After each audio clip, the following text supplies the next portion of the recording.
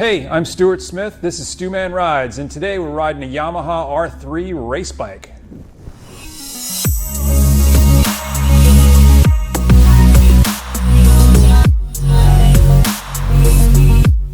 Alright, so today we're riding the Yamaha R3. So this is a race bike. It has quite a few odds and ends, extra really cool parts on it, and we'll talk about those in a minute.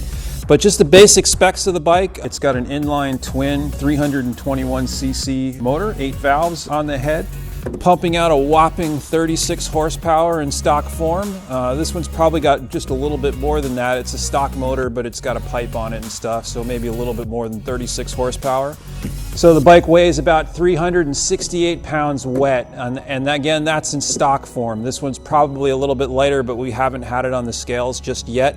It's got all fiberglass bodywork on it, some lightened parts, lightened exhaust, rear sets, things like that. So it's probably a little bit lighter than the stock bike anyway. But yeah, the neat thing about this bike is it's so small, and obviously it's super lightweight, even compared to the other two bikes that we've reviewed so far. This is the lightest one yet, so we're kind of on a trend here. Very cool motorcycle, not big horsepower, but it's got great suspension, handles really well, as we'll probably find out later on the track. But yeah, that's the basic specifications of the bike.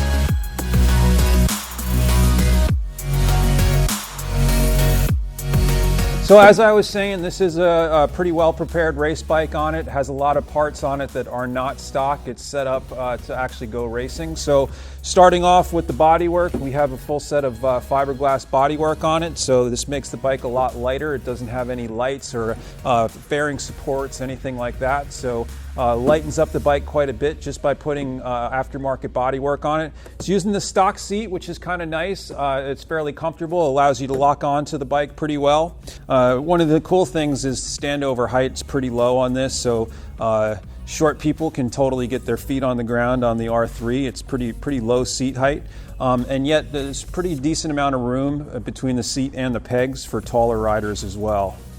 We have a set of aftermarket clip-ons on it with the aftermarket handlebars. We have the brake reservoir protector on there in case the brake fluid gets a little hot. It won't boil over and get all over your face shield. We got different grips on it, steering stabilizer from GPR. Moving on up to the front of the bike, it's got an inverted telescopic fork. One of the highlights of this is it actually has some prototype cartridges built by GP Suspension. So these are kind of one-off at this point. This is the only set that he's made so far, and they're specifically made for this bike. So this is something a little bit different that GP's been doing.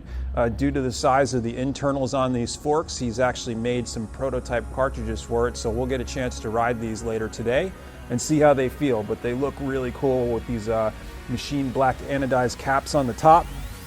So front suspension, external of the suspension is stock as it would be normally on a race bike. Braking system is stock except for updated brake lines that put some stainless steel lines on there, give you some better feel, and a bit of aggressive brake pad in the calipers at the front as well. So moving towards the back of the bike, we got some really nice aftermarket rear sets on here.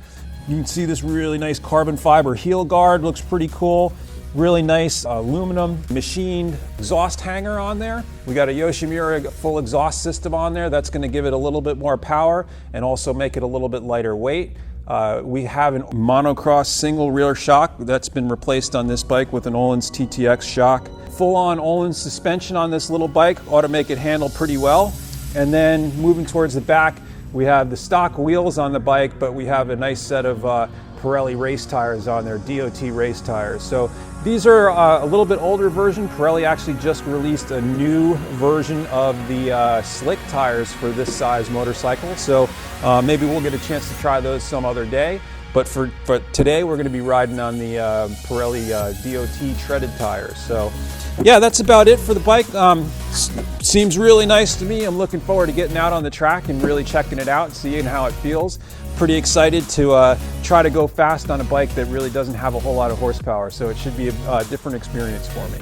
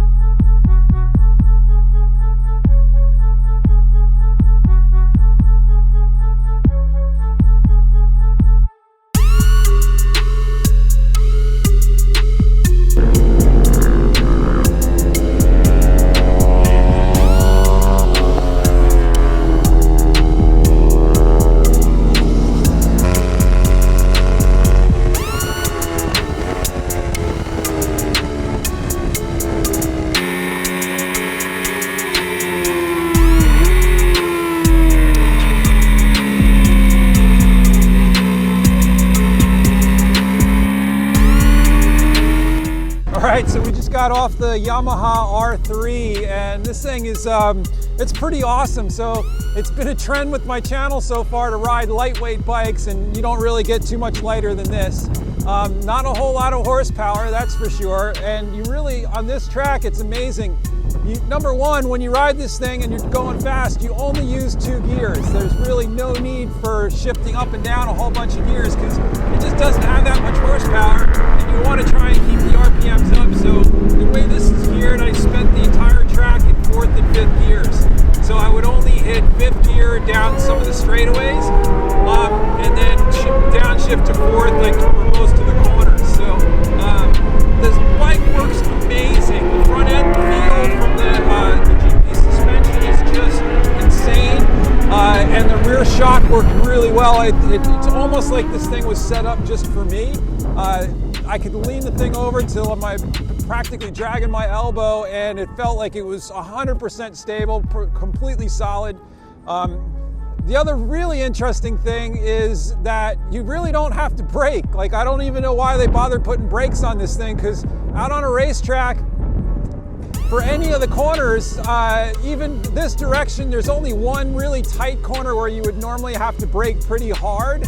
And even going into that corner, I could just pop a downshift, and that was enough. That and the engine braking was enough to get me slowed down enough for that corner. Obviously, I've never raced this bike. I'm sure the guys that race the R3s and the other ultra lightweight bikes are braking in some of the corners. But as I started to go faster and faster and faster, I started to realize that you don't have to brake, and most of the corners you don't even need to roll off. You can just keep the thing pinned like the entire time. So that was pretty sick. That was just silly fun. Also, it's just really ego inflating to go out and ride in a group with liter bikes and 600s and go around the outside of them on a little 300cc bike. That's pretty fun as well. So all in all, yeah, I can understand why racing ultra lightweight bikes is the most popular class out here at Chuckwalla Raceway, and probably across the country at club level as well. There's tons of people that ride these things. They're inexpensive to ride, tires are cheap, you don't have to do a lot of motor work to it and all that sort of stuff. And you can go out with just huge grids of riders, have tons of people to race with, and just have a ton of fun. You know, my theme has been lightweight bikes. Well, the new theme is super, super fun, because this thing is just sick, crazy, silly fun to ride. And I would love to have one for my own. So yeah, that's what the R3 is all about. And I want to thank Jimmy and his wife Karen Avila for letting me ride their bike. It was a whole lot of fun. It was really awesome. If you like this video, please subscribe to the channel, hit the like, give me a thumbs up. If you have any questions or comments, please do so in the comments section on YouTube, and I'd be happy to answer any questions you have about the motorcycle. Thanks Track Days for letting me ride this thing out at their track day here at Chuckwalla Valley Raceway. So yeah, that's about it for the R3.